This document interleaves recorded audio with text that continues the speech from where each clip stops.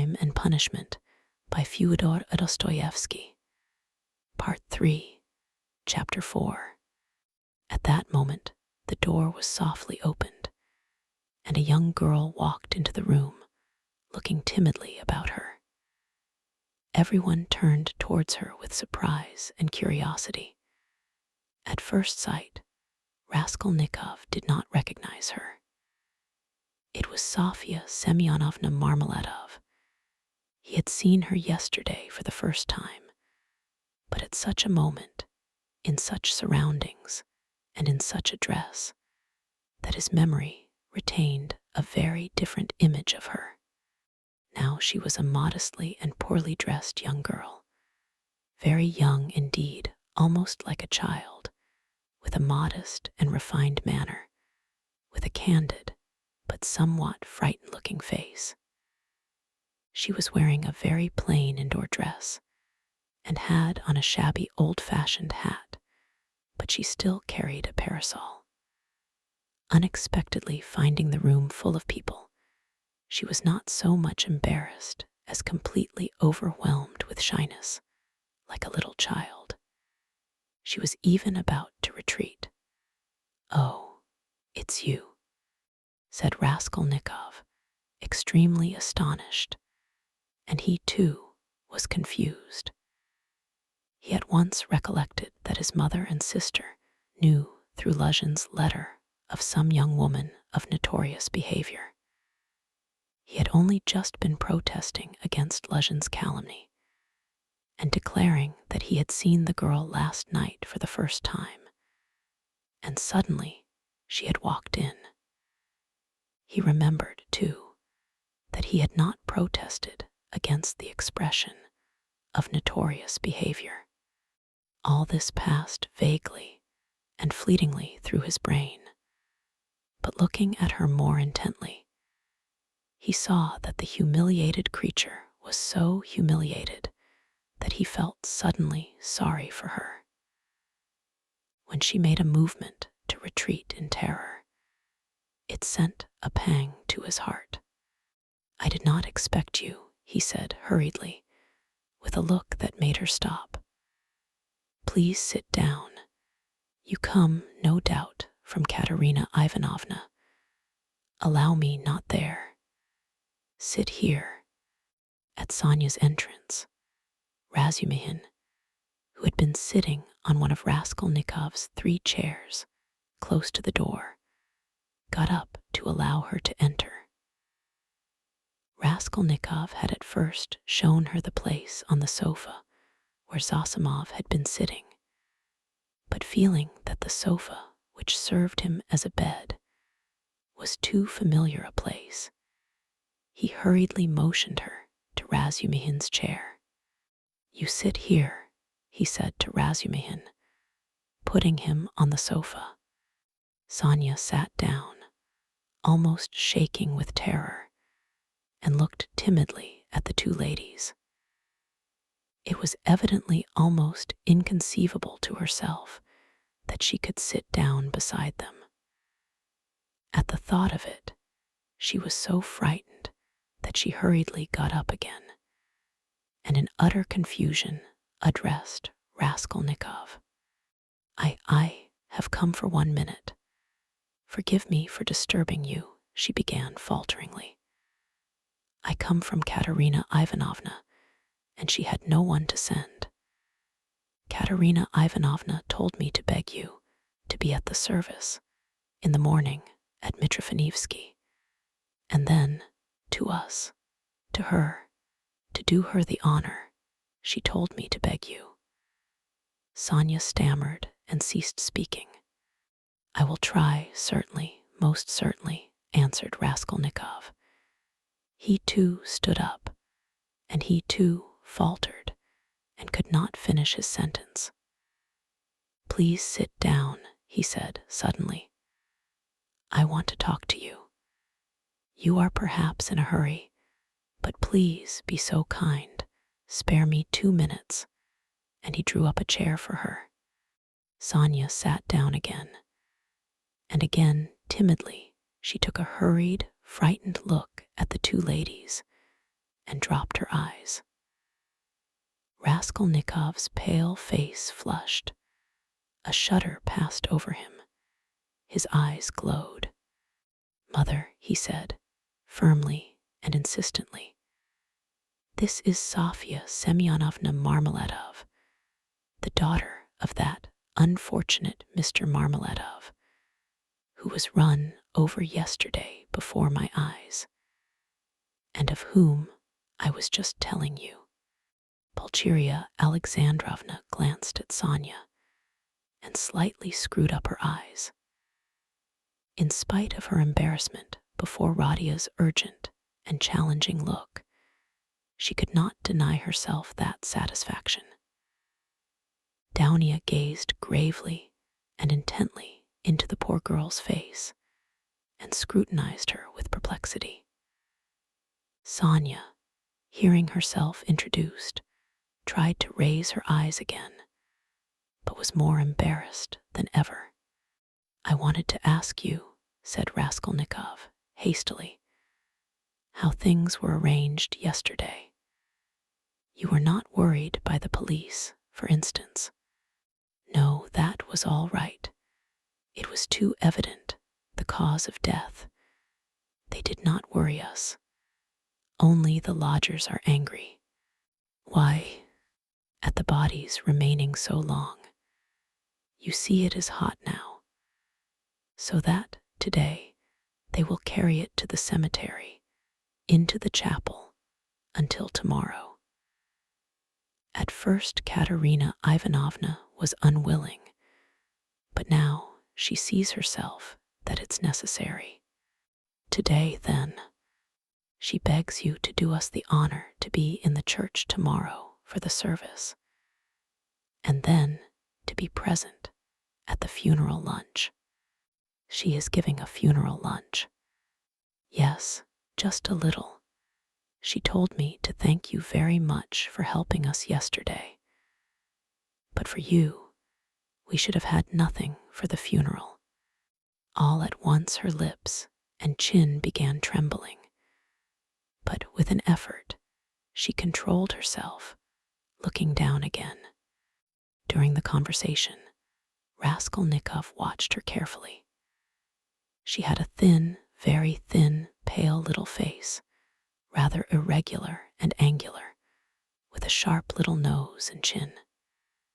She could not have been called pretty, but her blue eyes were so clear, and when they lighted up, there was such a kindliness and simplicity in her expression that one could not help being attracted. Her face, and her whole figure indeed, had another peculiar characteristic. In spite of her 18 years, she looked almost a little girl, almost a child. And in some of her gestures, this childishness seemed almost absurd.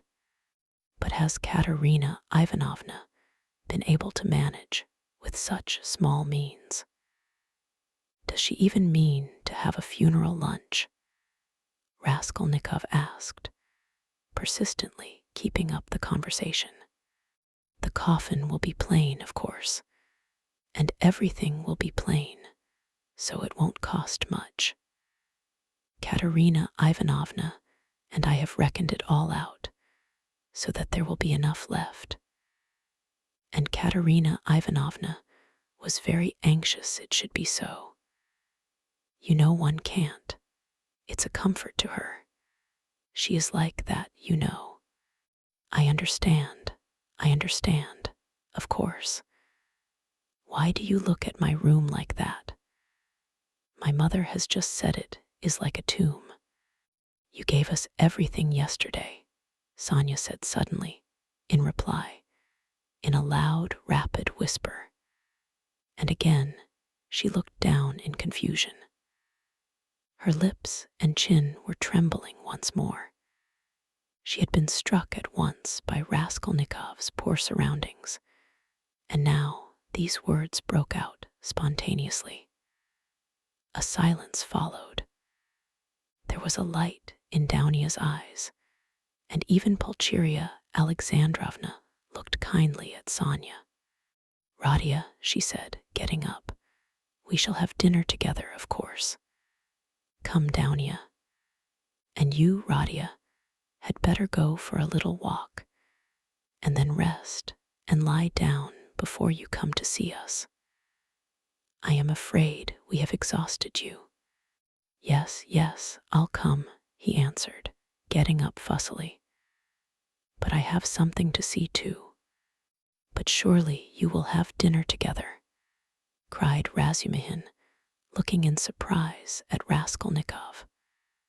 What do you mean? Yes, yes, I am coming. Of course, of course. And you stay a minute. You do not want him just now, do you, mother? Or perhaps I am taking him from you. Oh, no, no.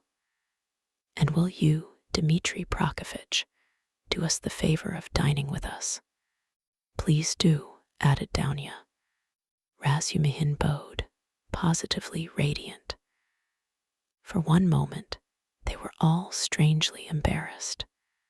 Goodbye, Radia. That is till we meet. I do not like saying goodbye. Goodbye, Nastasia. Ah, I have said goodbye again.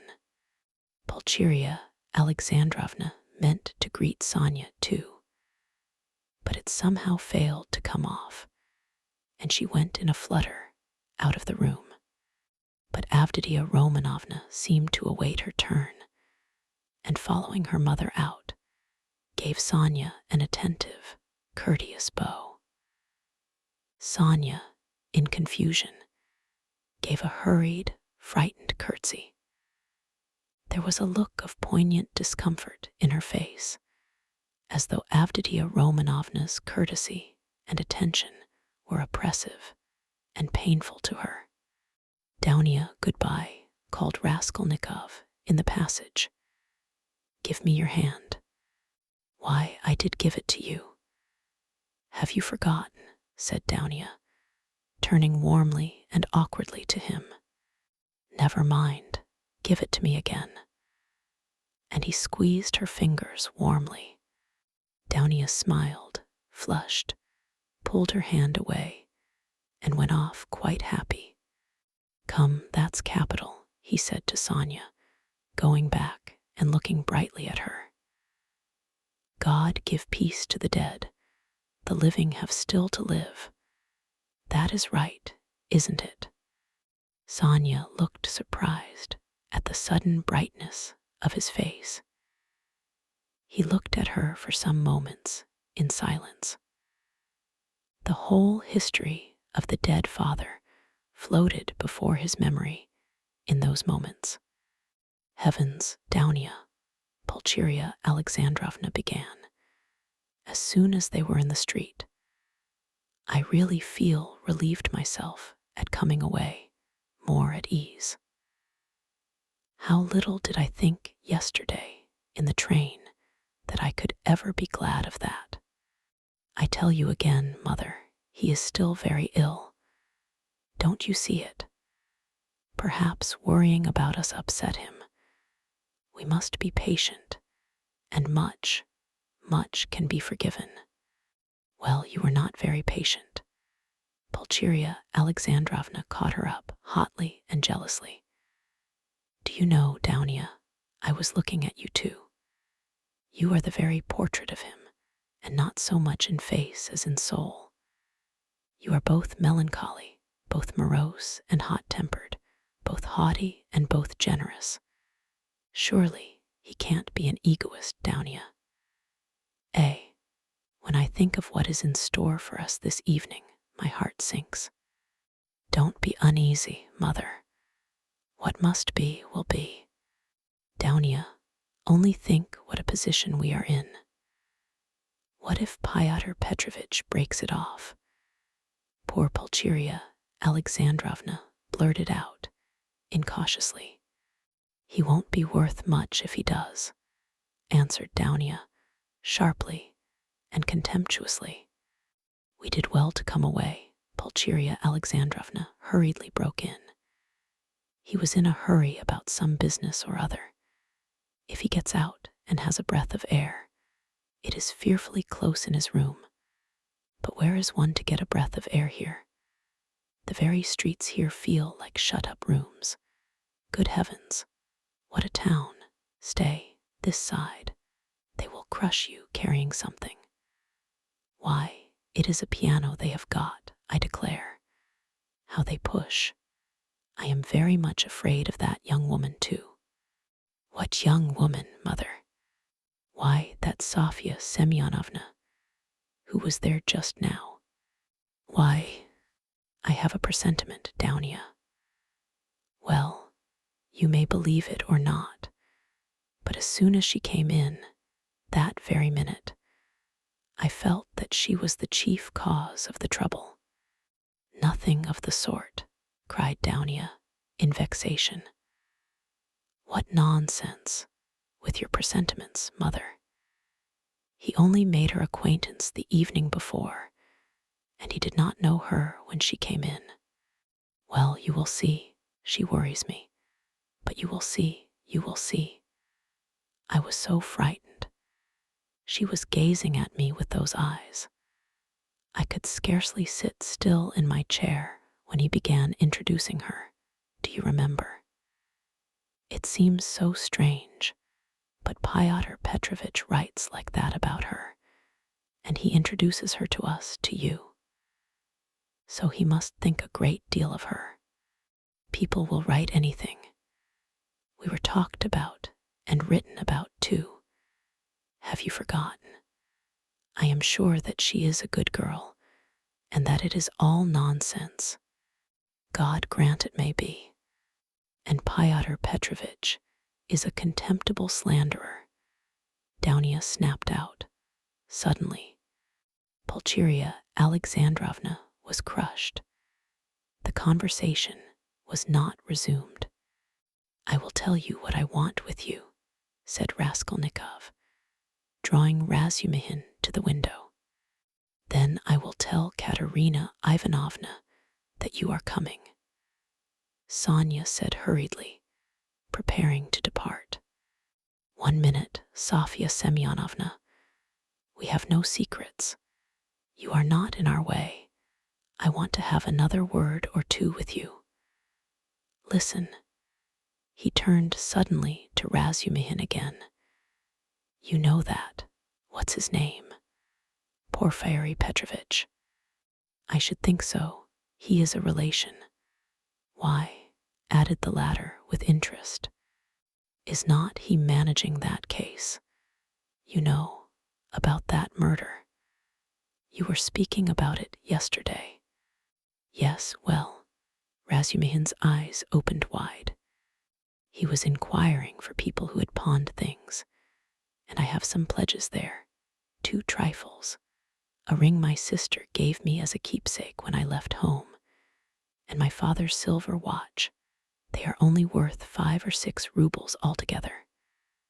But I value them. So what am I to do now? I do not want to lose the things, especially the watch. I was quaking just now, for fear Mother would ask to look at it when we spoke of Downia's watch. It is the only thing of Father's left us. She would be ill if it were lost. You know what women are. So tell me what to do. I know I ought to have given notice at the police station, but would it not be better to go straight to Porfiry? What do you think? The matter might be settled more quickly. You see, Mother may ask for it before dinner. Certainly not to the police station. Certainly to Porfiry, Razumihin shouted in extraordinary excitement. Well, how glad I am. Let us go at once. It is a couple of steps. We shall be sure to find him. Very well, let us go. And he will be very, very glad to make your acquaintance. I have often talked to him of you at different times. I was speaking of you yesterday. Let us go. So you knew the old woman. So that's it. It is all turning out splendidly. Oh, yes, Sofia Ivanovna. Sofia Semyonovna, corrected Raskolnikov. Sofia Semyonovna, this is my friend Razumihin, and he is a good man. If you have to go now, Sonya was beginning, not looking at Razumihin at all, and still more embarrassed. Let us go, decided Raskolnikov. I will come to you today, Sofia Semyonovna. Only tell me where you live. He was not exactly ill at ease, but seemed hurried and avoided her eyes. Sonya gave her address and flushed as she did so. They all went out together. Don't you lock up? Asked Razumihin, following him on to the stairs. Never, answered Raskolnikov. I have been meaning to buy a lock for these 2 years. People are happy who have no need of locks, he said, laughing, to Sonya. They stood still in the gateway. Do you go to the right, Sofia Semyonovna? How did you find me, by the way? He added, as though he wanted to say something quite different. He wanted to look at her soft, clear eyes, but this was not easy. Why, you gave your address to Polenka yesterday. Polenka? Oh, yes, Polenka, that is the little girl. She is your sister. Did I give her the address? Why had you forgotten? No, I remember. I had heard my father speak of you. Only I did not know your name, and he did not know it. And now I came. And as I had learnt your name, I asked today, where does Mr. Raskolnikov live? I did not know you had only a room too. Goodbye. I will tell Katerina Ivanovna. She was extremely glad to escape at last. She went away looking down, hurrying to get out of sight as soon as possible, to walk the 20 steps to the turning on the right, and to be at last alone, and then moving rapidly along, looking at no one, noticing nothing, to think, to remember, to meditate on every word, every detail. Never had she felt anything like this. Dimly and unconsciously, a whole new world was opening before her.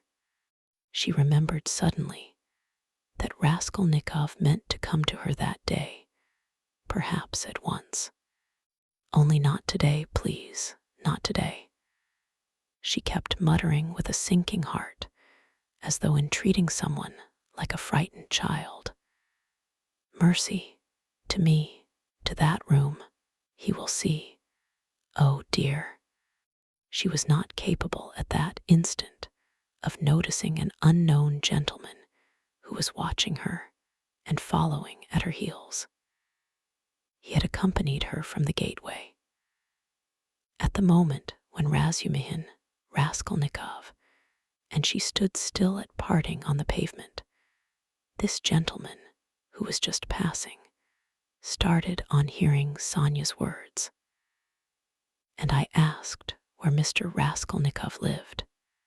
He turned a rapid but attentive look upon all three, especially upon Raskolnikov, to whom Sonya was speaking, then looked back and noted the house. All this was done in an instant as he passed, and trying not to betray his interest, he walked on more slowly, as though waiting for something. He was waiting for Sonya. He saw that they were parting, and that Sonya was going home. Home where? I've seen that face somewhere, he thought. I must find out. At the turning, he crossed over, looked round, and saw Sonya coming the same way, noticing nothing. She turned the corner. He followed her on the other side.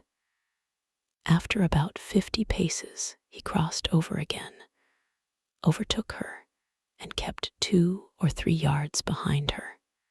He was a man about 50, rather tall and thickly set, with broad, high shoulders which made him look as though he stooped a little. He wore good and fashionable clothes and looked like a gentleman of position. He carried a handsome cane, which he tapped on the pavement at each step. His gloves were spotless. He had a broad, rather pleasant face with high cheekbones and a fresh color, not often seen in Petersburg. His flaxen hair was still abundant, and only touched here and there with gray, and his thick, square beard was even lighter than his hair. His eyes were blue and had a cold and thoughtful look. His lips were crimson. He was a remarkably well-preserved man and looked much younger than his years. When Sonia came out on the canal bank, they were the only 2 persons on the pavement. He observed her dreaminess and preoccupation. On reaching the house where she lodged, Sonia turned in at the gate. He followed her, seeming rather surprised. In the courtyard, she turned to the right corner. "Bah," muttered the unknown gentleman, and mounted the stairs behind her. Only then Sonia noticed him. She reached the 3rd story, turned down the passage, and rang at number 9. On the door was inscribed in chalk, "Kapernaumov, Tailor." "Bah," the stranger repeated again, wondering at the strange coincidence, and he rang next door, at number 8. The doors were 2 or 3 yards apart. "You lodge at Kapernaumov S," he said, looking at Sonia and laughing. "He altered a waistcoat for me yesterday. I am staying close here at Madame Reslick's. How odd." Sonia looked at him attentively. "We are neighbors," he went on gaily. "I only came to town the day before yesterday. Goodbye for the present." Sonia made no reply. The door opened, and she slipped in. She felt for some reason ashamed and uneasy. On the way to Porfiry S, Razumihin was obviously excited. "That's capital, brother," he repeated several times, "and I am glad. I am glad." "What are you glad about?" Raskolnikov thought to himself. "I didn't know that you pledged things at the old woman S too. And was it long ago? I mean, was it long since you were there? What a simple-hearted fool he is. When was it?" Raskolnikov stopped still to recollect. 2 or 3 days before her death, it must have been. "But I am not going to redeem the things now," he put in, with a sort of hurried and conspicuous solicitude about the things. "I've not more than a silver ruble left. After last night's accursed delirium." He laid special emphasis on the delirium. "Yes, yes," Razumihin hastened to agree with what was not clear. "Then that's why you were stuck." "Partly. You know, in your delirium you were continually mentioning some rings or chains." "Yes, yes. That's clear. It's all clear now. Hullo, how that idea must have got about among them. Here this man will go to the stake for me, and I find him delighted at having it cleared up why I spoke of rings in my delirium. What a hold the idea must have on all of them. Shall we find him?" he asked suddenly. "Oh yes," Razumihin answered quickly. "He is a nice fellow, you will see, brother. Rather clumsy, that is to say, he is a man of polished manners, but I mean clumsy in a different sense. He is an intelligent fellow, very much so indeed, but he has his own range of ideas. He is incredulous, skeptical, cynical. He likes to impose on people, or rather to make fun of them.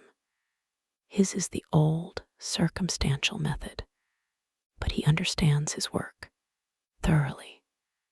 Last year, he cleared up a case of murder in which the police had hardly a clue. He is very, very anxious to make your acquaintance. On what grounds is he so anxious? Oh, it's not exactly. You see, since you've been ill, I happen to have mentioned you several times. So, when he heard about you, about your being a law student and not able to finish your studies, he said, "What a pity." And so I concluded, from everything together, not only that, yesterday Zametov. You know, Radia, I talked some nonsense on the way home to you yesterday when I was drunk. I am afraid, brother, of your exaggerating it, you see. What? That they think I am a madman. Maybe they are right, he said, with a constrained smile. Yes, yes, that is pooh, no. But all that I said, and there was something else too. It was all nonsense, drunken nonsense. But why are you apologizing? I am so sick of it all. Raskolnikov cried with exaggerated irritability. It was partly assumed, however. I know, I understand. Believe me, I understand. One's ashamed to speak of it. If you are ashamed, then don't speak of it. Both were silent. Razumihin was more than ecstatic, and Raskolnikov perceived it with repulsion. He was alarmed, too, by what Razumihin had just said about Porfiry. I shall have to pull a long face with him too, he thought, with a beating heart, and he turned white, and do it naturally too. But the most natural thing would be to do nothing at all. Carefully do nothing at all. No, carefully would not be natural again. Oh, well, we shall see how it turns out. We shall see, directly. Is it a good thing to go or not? The butterfly flies to the light. My heart is beating, that's what's bad. In this gray house, said Razumihin, the most important thing, does Porfiry know that I was at the old hag's flat yesterday and asked about the blood? I must find that out instantly, as soon as I go in, find out from his face otherwise. I'll find out if it's my ruin. I say, brother, he said suddenly, addressing Razumihin with a sly smile. I have been noticing all day that you seem to be curiously excited. Isn't it so? Excited? Not a bit of it, said Razumihin, stung to the quick. Yes, brother, I assure you it's noticeable. Why, you sat on your chair in a way you never do sit, on the edge somehow, and you seemed to be writhing all the time. You kept jumping up for nothing. One moment you were angry, and the next your face looked like a sweetmeat. You even blushed, especially when you were invited to dinner. You blushed awfully. Nothing of the sort, nonsense. What do you mean? But why are you wriggling out of it like a schoolboy? By Jove, there he's blushing again. What a pig you are. But why are you so shamefaced about it, Romeo? Stay, I'll tell of you today. Ha ha ha. I'll make mother laugh, and someone else too. Listen, listen, listen, this is serious. What next, you fiend? Razumihin was utterly overwhelmed, turning cold with horror. What will you tell them? Come, brother. Foo, what a pig you are. You are like a summer rose. And if only you knew how it suits you, a Romeo over 6 foot high. And how you've washed today, you cleaned your nails, I declare. That's something unheard of. Why, I do believe you've got pomatum on your hair. Bend down. Pig. Raskolnikov laughed as though he could not restrain himself. So laughing, they entered Porfiry Petrovitch's flat. This is what Raskolnikov wanted. From within, they could be heard laughing as they came in, still guffawing in the passage. Not a word here or I'll brain you, Razumihin whispered furiously, seizing Raskolnikov by the shoulder.